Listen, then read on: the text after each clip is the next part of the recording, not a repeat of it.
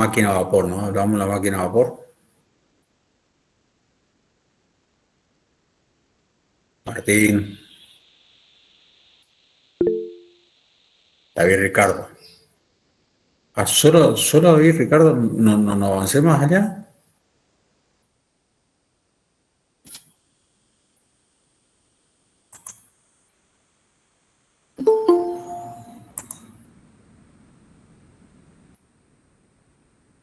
José, ¿te acordás hasta dónde llegamos la última vez?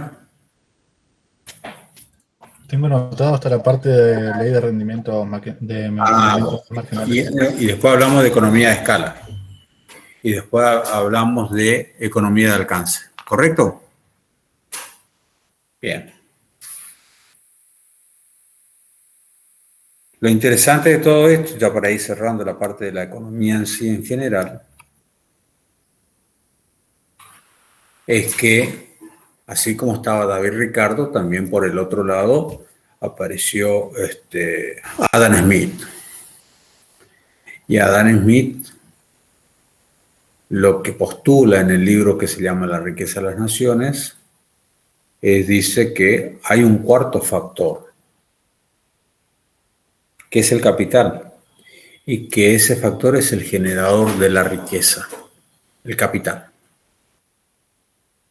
Ahí nace el capitalismo, ¿no? ¿Por qué? Porque el que posee el capital puede darse el lujo de comprar la tierra que necesite, las máquinas que necesiten, la tecnología que necesite, y por lo tanto el que tiene el capital puede hacer lo que quiera. Y es el que genera la riqueza.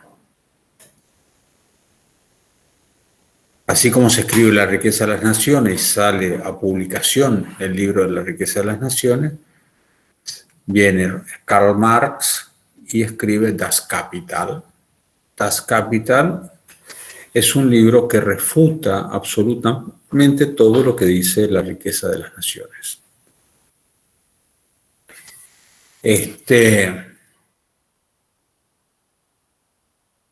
¿Y qué es lo que plantea Marx? Marx dice el generador de la riqueza es el obrero. Porque sin el trabajo de la persona no va a haber transformación de la naturaleza. Eso significa que el árbol va a seguir siendo árbol hasta que venga un obrero y corte el árbol y transforme ese árbol en mesa o en silla. Si no, va a seguir siendo siempre árbol. Y ahí es donde entonces están las grandes diferencias entre quién es el que genera la riqueza. David Ricardo decía que era el poseedor de la tierra. Adam Smith, el que tenía la plata. Karl Marx, la fuerza del trabajo o el trabajador.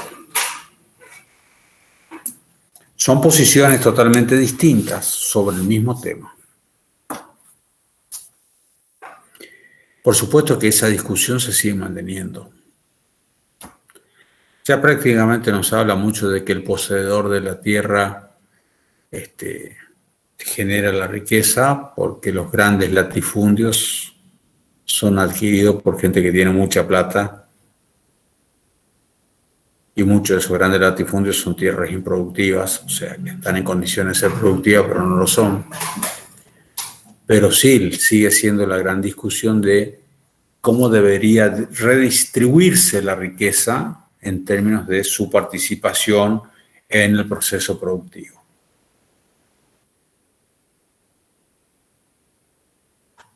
Entonces, lo que tiene que quedarle a ustedes en claro de todo esto que hablamos de economía en general es la ley de rendimientos marginales decreciente para saber que la economía tiene límites, los rendimientos a escala para saber cómo es el comportamiento de los costos a medida que aumentamos o disminuimos la producción, pero que a su vez también la economía de escala tiene un límite que es el mercado.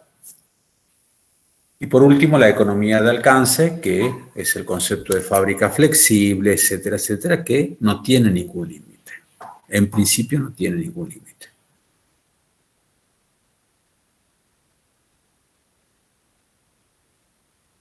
En,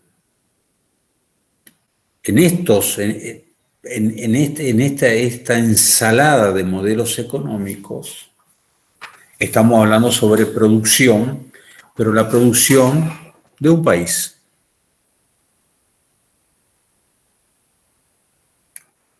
Todo lo producido en un país durante un periodo de tiempo es lo que se conoce como PBI o Producto Bruto Interno.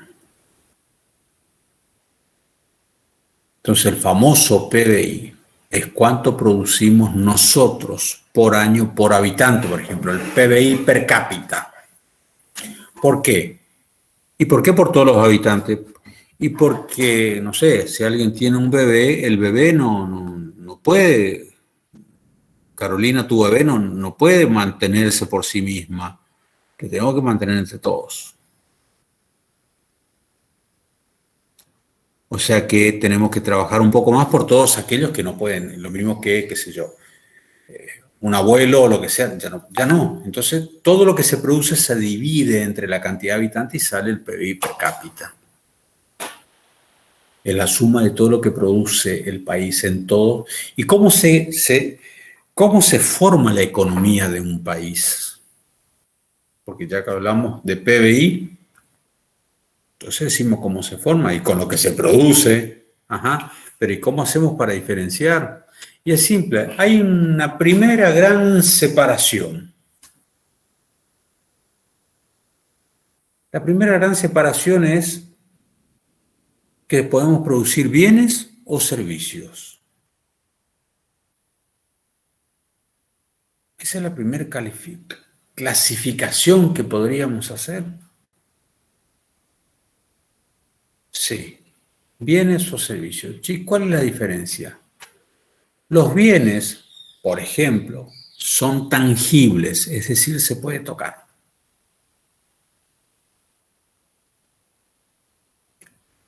Los bienes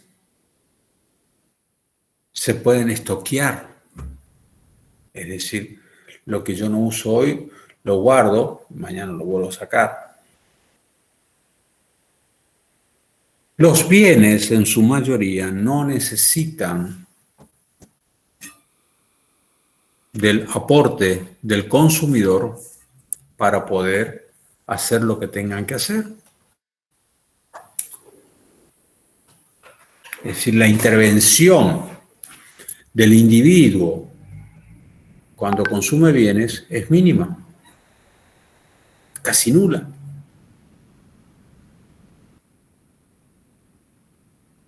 Y los servicios son intangibles. ¿Eso qué significa? No podemos tocar, no sabemos, no tenemos. Sí sabemos qué significa, pero no es palpable. Y como no es palpable ni nada, no lo podemos estoquear.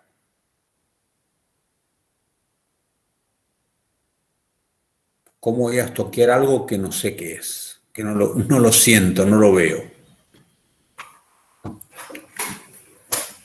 Y la otra característica es que sí o sí necesitamos al consumidor para que el servicio sea prestado en su totalidad.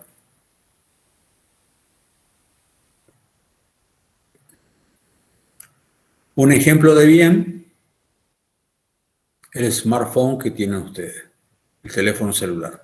Ese es el bien. Lo hizo Motorola, Nokia, Apple, no sé. Ese es el bien.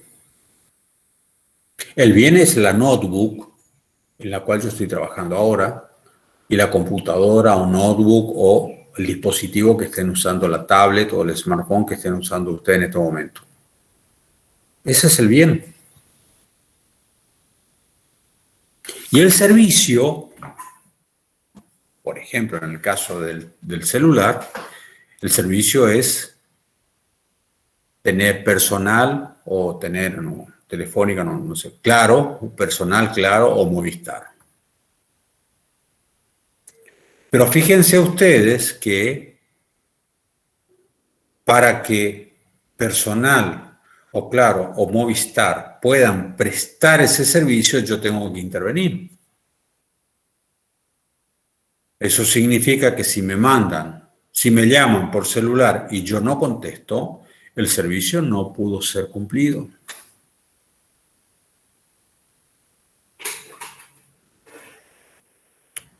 Acá tenemos todo un servicio de Wi-Fi, cada uno de ustedes y yo también. Gracias al servicio de Wi-Fi, yo habilité el aula esta en Google Meet, conecto y eso hace posible que nosotros estemos participando de esta clase, gracias al servicio de Wi-Fi. Pero si ustedes no quieren venir y el servicio no se presta.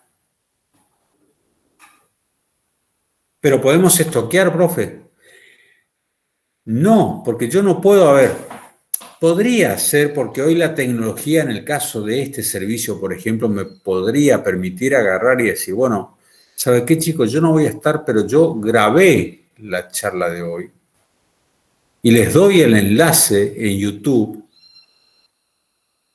y ustedes van a escuchar una disertación mía sobre lo que hubiese sido la clase de hoy.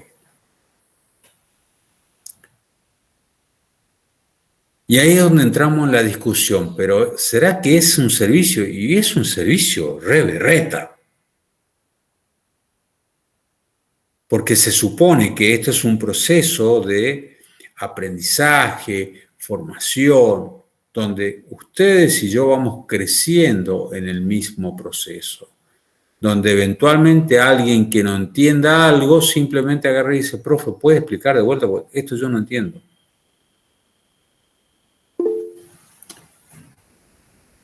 Ahora no hay un ida y vuelta, Carolina, pero no hay un ida y vuelta porque esta pandemia trastocó todo.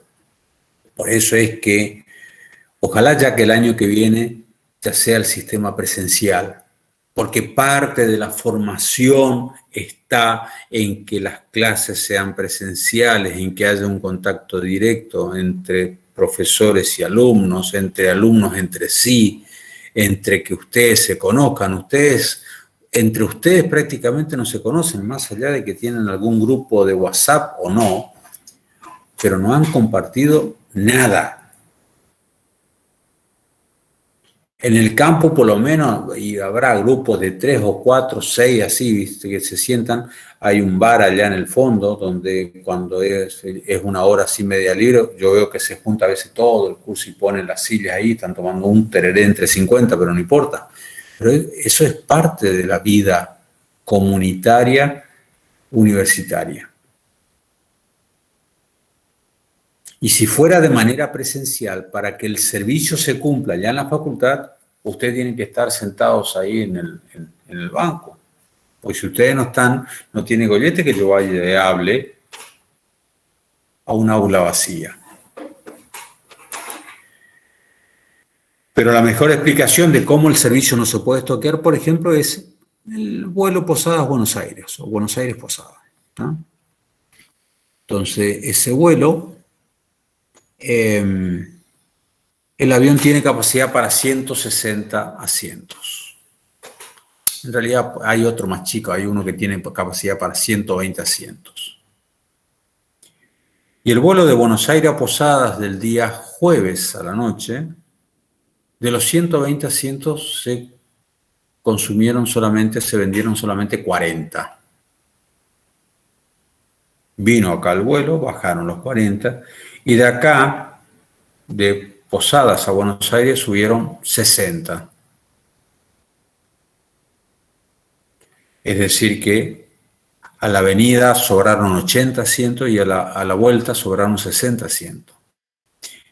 El viernes, cuando Aerolíneas saca de vuelta a la venta los pasajes, ¿cuántos pasajes saca? 120. No puede sumar a los 120 de ese día a los 60 que no vendió anteriormente o a los 80 que no vendió anteriormente. ¿Por qué? Porque el avión tiene una capacidad determinada. Es decir, no se puede estoquear ese servicio, ese asiento vacío. El avión tuvo que salir sí o sí. El colectivo tuvo que salir sí o sí. El hotel funciona sí o sí, así estén ocupadas todas las habitaciones o estén ocupadas solamente 5 de las 20 o de las 50. El servicio se cumple. Pero menos mal, ¿sabes? Que yo tengo 50 habitaciones. Menos mal que viene la temporada, porque en la temporada van a venir 200 por día. Pero vos seguís teniendo 50. O sea, no es que las 40 que no alquilaste hoy te sirve para alquilar mañana. Y si no alquilaste mañana. No es lo mismo que vender frasco de mermelada. Yo pongo a la venta 50 frascos de mermelada, vendí 5 y al otro día guardo las 45 y al otro día saco las 45. ¿Se entiende o no? O sea, esa es la primera gran división. Bienes y servicios.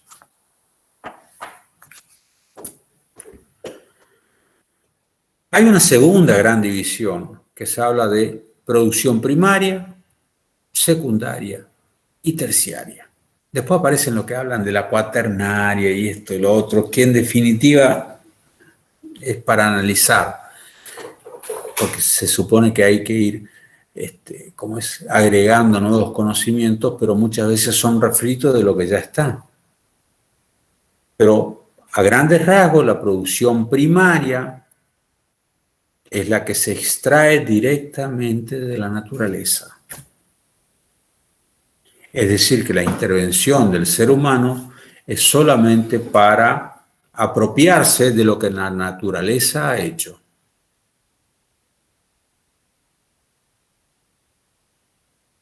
Entonces, por ejemplo, la cría de ganado. Pero, profe, esa es producción primaria si yo le tengo que dar de alimentar. Sí, pero la naturaleza por sí sola hace engordar la vaca. La pesca, una minería, son todos petróleo, son todas producciones primarias. La secundaria es donde hay una transformación, mediante un proceso productivo, hay una transformación donde el primario se transforma en otra cosa. Es materia prima para otra cosa, que puede tener una forma o sabor o lo que sea totalmente distinto de lo que era antes. Entonces, la primaria, por ejemplo, es el trigo. La industrial es la harina.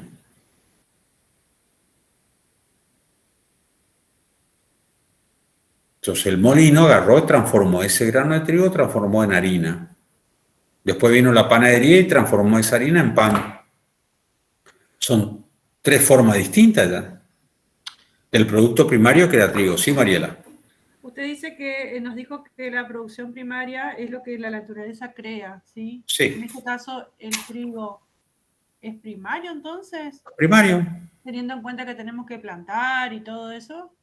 Ayudamos a la naturaleza, pero no la transformamos, porque sigue siendo trigo. Perfecto. A la vaca le damos de comer, pero no la transformamos, sigue siendo trigo. Ahora en la secundaria sí.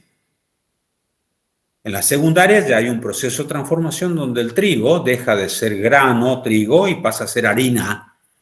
Y de la harina pasa a ser pan y sigue siendo secundaria. Y la vaca pasa a ser media res. Y el cocodrilo pasa a ser cartera. ¿Entendés? Hay un proceso de transformación. Y ese producto final difiere de lo que era el primario. Por ejemplo, el pan no es lo mismo. Vos mirás el pan y sí te muestran la espiga para que vos tengas una idea de dónde viene. Y te muestran el queso rallado, así como hacen para rallar la vaca. ¿Cuántas veces no se lo habrán dicho a los chicos eso? ¿De dónde sale el queso rallado? De la leche. ¿Y cómo se hace si se raya la vaca? Y la leche en polvo raya la teta a la vaca, decían. Claro, ¿se entiende? Pero son distintas partes de producción secundaria que transforma todo lo que recibió de la primaria. Y la terciaria es todos los servicios. ¿Qué significa servicio? Todo aquello que es soporte para que ese producto industrializado llegue a donde llegue. Por ejemplo, el transporte es un servicio. Porque en definitiva, vos podés tocar el servicio de traslado de Posadas a Garupá. ¿Qué significa eso? No, o lo uso o no lo uso, pero no lo puedo estoquear ni tocar ni nada. Pero es necesario. Servicio de comunicación, servicio de transporte, servicio de salud. Son todos servicios. O sea, no hay un proceso de transformación, sino que hay una serie de elementos que facilitan. Ustedes van a decir, entonces, profe, a ver, en el mundo de la medicina, ¿el remedio qué es? El remedio es un producto que una vez que fue recomendado por un médico que prestó el servicio de medicina, ese producto sirve para curar algo. Entonces, en el mundo de la salud, el servicio es el médico, el enfermero. ¿Se entiende o no? Por eso después dice, bueno, no hay una producción cuaternaria, que internet, que esto, esa es otra cosa, que las criptomonedas, que eso es toda otra cosa. Pero básicamente, no importa lo que ocurra, con estas tres grandes divisiones de producción primaria, secundaria y terciaria, ya nos alcanza para entender de lo que vamos a hablar después.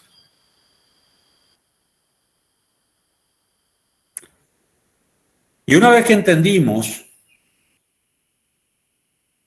bienes y servicios, por un lado, producción primaria, secundaria y terciaria, ahí ahora estamos en condiciones de hablar que la economía de un país es la suma de bienes y servicios. Ahora ya entendemos qué es. Porque el trigo es tan bien como la harina. Es un bien como la harina. ¿Tá? Entonces podemos hablar de que el PBI es la suma de lo que produce un país en bienes y servicios. Pero podemos, sí, obvio que podemos agrandar, podemos hacer una división para hacer más comprensible lo que es esto. ¿Y qué significa esa división? Se divide, hagan de cuenta que hizo un cuadro grande y digo, esta es la economía de Argentina. Y ahora a ese cuadro grande le pongo distintas rayas en forma horizontal y distintas rayas en forma vertical. ¿Y qué formé? N cantidad de cuadros. Y a cada uno de los cuadros le llamo sector económico. ¿Así? Sí. ¿Pero por qué?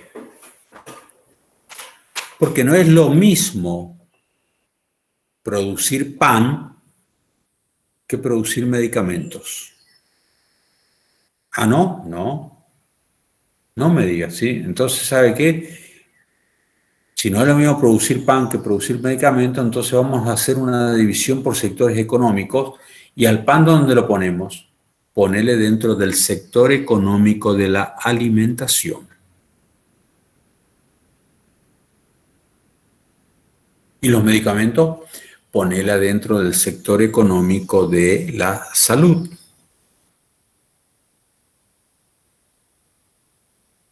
Si la tecnicatura universitaria, ponela dentro del sector económico de la educación.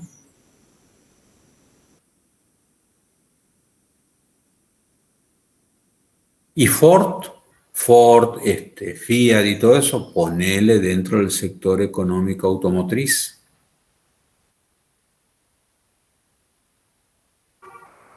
Y cuando entramos dentro del sector económico, o sea, y los productores de soja, ponele dentro del sector económico de la agricultura. Y los que plantan vaca, ponela dentro del sector económico de la ganadería. Y los que están extrayendo no sé qué, ponele dentro del sector económico de la minería.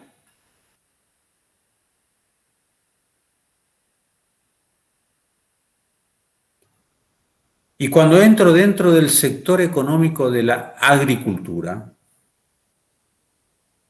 veo que hay distintos subsectores. Hay un sector que se llama, por ejemplo, granos.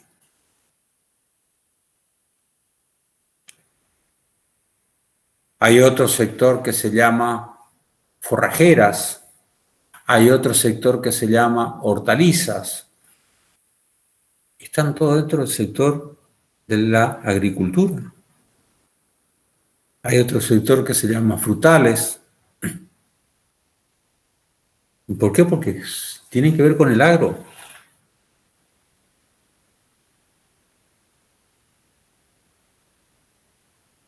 Cuando entro al otro sector económico que se llama ganadería, veo que hay un grupo de gente que cría vacas. Y hay otro grupo de gente que cría cerdos. Y hay otro grupo de gente que cría pollos. Y hay otro grupo que es cabra y así. Productos que tienen su similitud, pero no es lo mismo producir cerdo que vaca. No es lo mismo plantar trigo, porque después entro exclusivamente en grano y veo que hay otro subsector, hay gente que se dedica solamente al trigo, otro solamente a la soja, otro solamente al girasol, otro solamente al lino, otro solamente al sorgo, otro solamente al poroto. ¿Qué es lo que estoy haciendo? Ustedes se dieron cuenta que tomé la economía de un país y desagregué en N cantidad de sectores. Cada uno de esos sectores son sectores económicos. Tomé un sector y lo desagregué en distintos tipos de subsectores dentro de ese sector. Y tomé el subsector y lo dividí en N cantidad de actividades. Y en cada una de esas actividades específicas es ahí donde está actuando la administración. ¿Vieron cómo pasamos de la economía ahora a la administración?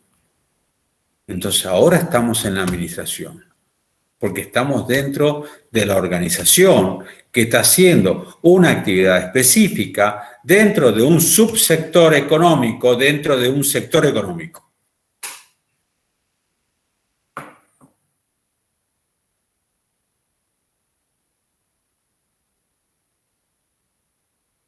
Entonces, y esos son como placas tectónicas, decimos nosotros. Ustedes saben que las placas tectónicas es lo que está dentro del centro de la Tierra y el movimiento o choque de las placas tectónicas, lo que produce por ahí terremotos, etcétera, etcétera, ¿no? Pero cuando yo hablo de placas tectónicas, significa que el movimiento en una placa, en uno de los sectores económicos, sí o sí, a la corta o a la larga, va a influir en el resto de los sectores. A ver, ¿cómo es eso? Simple. Un agricultor, vino y le contó a otro agricultor, le dice, che, deja de joder con plantar vacas. Yo era ganadero y vos sabés que yo producía X cantidad de cabeza por año, sacaba tantos litros de leche, hice tanto de carne. Cuando llegó a fin de año, yo vi que recaudé 1 millón y gasté 900.000 pesos. Me sobró 100.000. Entonces dije que era demasiado esfuerzo, demasiado trabajo para tan poca planta y agarré, vendí todas las vacas y me puse a plantar trigo.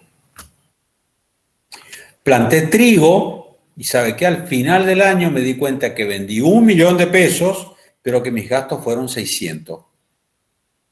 Me sobraron 400. Menor esfuerzo, mayor rentabilidad. Y me convenció. Entonces yo que agarro y digo, che, sí, dejo de plantar vaca, empiezo a plantar trigo. Entonces se va a producir dentro del sector de agricultura, vamos a ver cómo el sector se va agrandando. Y si todos los agricultores, si todos los ganaderos hacen lo mismo, vamos a ver cómo el sector de la ganadería se va achicando. Porque hay menos productores de ganado. Sí, pero ese es un problema gravísimo ahora. ¿Por qué? Porque como hay menos carne, subió el precio de la carne. O sea, eso afectó a la industria de la alimentación. Al sector de la alimentación se vio afectado por esa decisión de ese agricultor que dejó de plantar vaca. La carne subió. Qué macana, subió la carne, la leche, el queso. Y después viene otro y te dice, che, por culpa de estos del sector de la ganadería que dejaron de plantar vacas, vos sabés que estoy vendiendo menos zapatos. ¿Por qué? Porque no consigo cuero. El poco cuero que consigo está muy caro, entonces producir zapatos es demasiado caro y estoy vendiendo menos zapatos. O sea que me afectó al sector de la vestimenta o de los vestidos. Y me voy al sector, al textil, exactamente. Me voy al sector de la alimentación y digo, che, como sube cada vez más, no me alcanza y quiero comer, seguir comiendo más o menos lo mismo, no me queda otra que no ir más al cine. Perjudiqué al sector de espectáculos.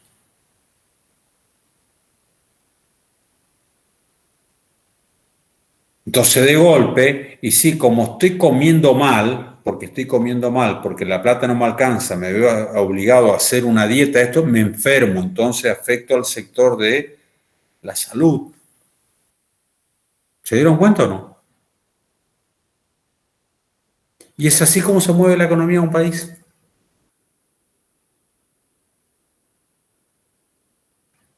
Y nosotros cuando administramos cada una de esas unidades. Nosotros le administramos a ese chacarero, el que decidió dejar de plantar vacas. Ahí es donde nosotros administramos. Los economistas se encargan del sector. Los economistas son los que hacen la proyección y dicen, el año que viene va a caer el precio del trigo. Entonces el chacarero agarra y dice, no me conviene plantar trigo, así que voy a plantar sorgo. O preguntaré a ver de los estudios económicos qué conviene. Entonces, de golpe, en el Chaco, hoy por hoy, volvieron a florecer otra vez las plantaciones de algodón, porque el algodón se cotizó muchísimo. Porque como todo el mundo dejó de plantar algodón, entonces hoy el que planta algodón se llenó de guita. Hoy salió un artículo en El Territorio, hoy, ayer creo que con el poco tún que están cosechando acá en la provincia de Misiones, están haciendo aceite de tún y se están llenando de guita, porque el aceite de tún es muy, muy valioso en la industria de la informática. Ahora, yo escucho eso y todo el mundo va a empezar a plantar tún. Y eso pasó con la mandioca hace 3 o 4 años, que se vendía almidón y se procesaba mandioca, entonces todo el mundo plantaba mandioca. Hasta que en determinado momento alguien dice, no queremos mandioca, listo, se cae todo. ¿Se entiende? Esa es la economía de un país. Así como nosotros trabajamos en alguna organización que está dentro de esa economía, será el sector público o privado. Pero lo que sí es seguro que esa organización hace alguna de las actividades que son necesarias para el sostenimiento de ese sector.